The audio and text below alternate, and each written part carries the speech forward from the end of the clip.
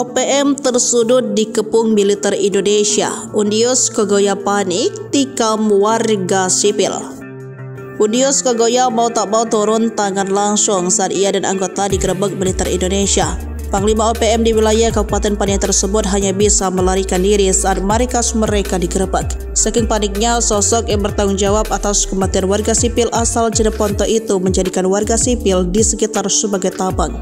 Naas akibat perbuatan Undius Kegoya, warga tak berdosa itu tewas. Mengutip secara resmi Satgas Damai Kartens 2024, peristiwa tersebut terjadi saat Satgas Damai Kartens hendak menangkap Undius Kegoya di markasnya.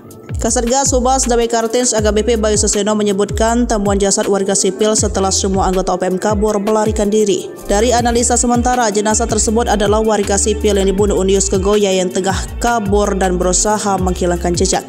Korban dibunuh agar tidak memberitahu kepada militer Indonesia soal keberadaan OPM. Jasad korban ditemukan saat aparat melakukan penyisiran di kampung Udigimi, Paniai.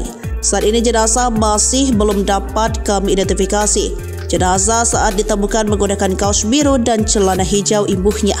Saat ditemukan, kondisi jenazah didapati luka memar di beberapa bagian tubuh dan luka terbuka di bagian punggung dan ketiak kanan.